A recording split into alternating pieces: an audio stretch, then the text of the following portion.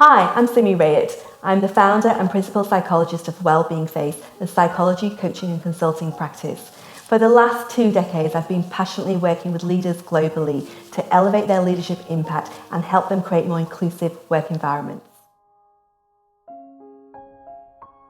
To advance humanity, the way we describe men and women must change. Ready to hear why?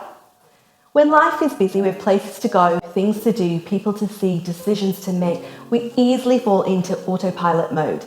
Psychologist Daniel Kahneman refers to this as System 1 thinking. It's fast and automatic.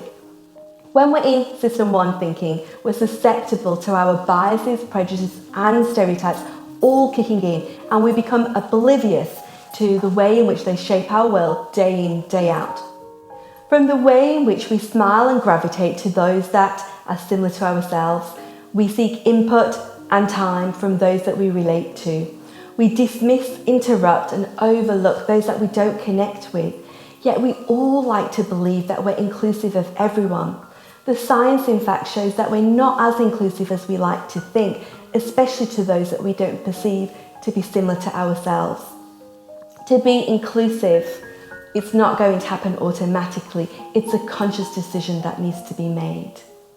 When we're in autopilot mode, it's easy to accept everything that we see around us. We become consciously oblivious and complacent to what we hear and see, and we accept things as the truth.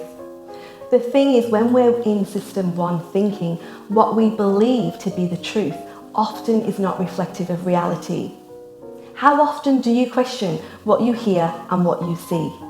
What if I told you there's some hard facts that we need to wake up to and take ownership for? Let me share 2 key facts with you. Fact 1.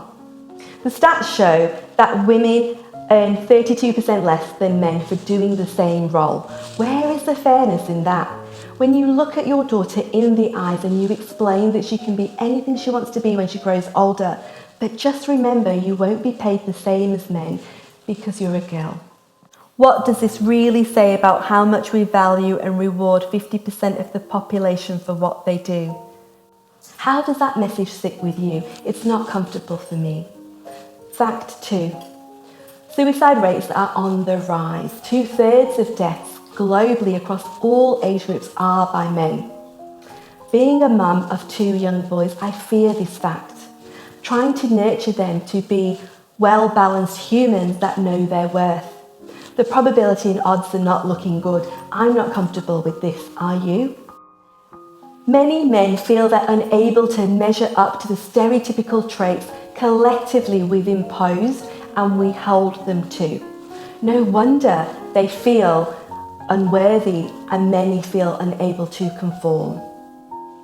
We are oblivious to the catastrophe we are creating. Our actions, our impact is continuously speaking loudly to ourselves and to others and reconfirming the stereotypes and beliefs that we hold. We can't remain oblivious. We all have a moral obligation and responsibility to elevate humanity, to ensure that each human is rewarded fairly. We all have a moral obligation and responsibility to save lives and to end suffering, and we can do this by reshaping the stereotypes and beliefs that we hold. We can't remain oblivious. We need to change the way we describe and categorize men and women. So how do we advance humanity? We break bias. What is bias? Bias is a prejudice or preference that we hold against or towards someone.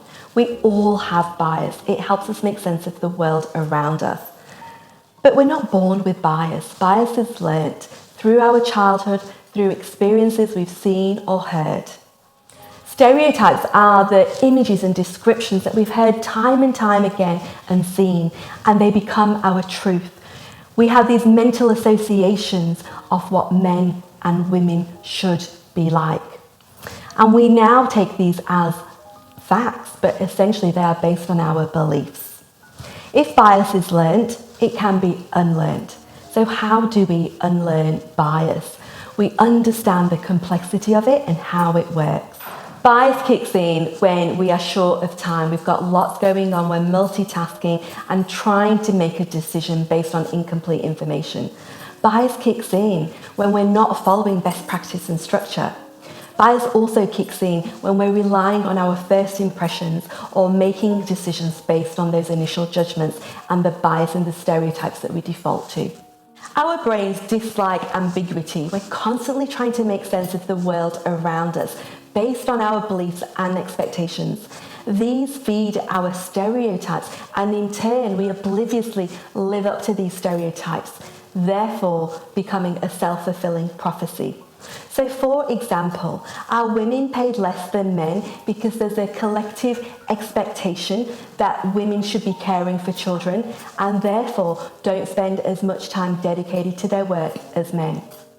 We actively seek confirmation for our beliefs to ensure that they hold true. Psychologists call this confirmatory bias.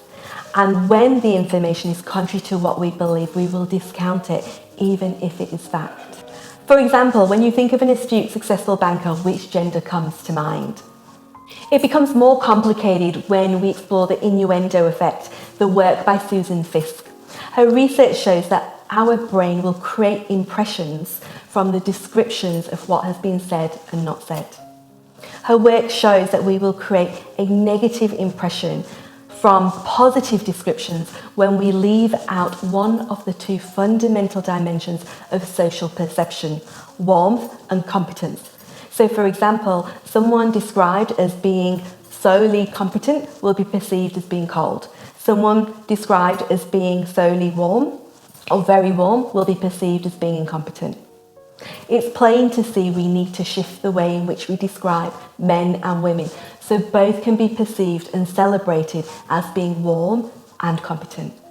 We need to understand it's not just about being aware of bias, it's really understanding the complexity of bias and how it works. And then collectively, let's be smart together to correct this injustice and elevate humanity. Let's activate more conscious logical thinking, which psychologist Daniel Kahneman refers to as System 2 thinking. Let's put in place tools and strategies to allow objective decisions, perceptions, and relationships to be formed where everyone has an opportunity to thrive and rise. So here's 3 strategies. 1, be prepared to challenge your own stereotypes, prejudices, and bias, and challenge what you see and hear.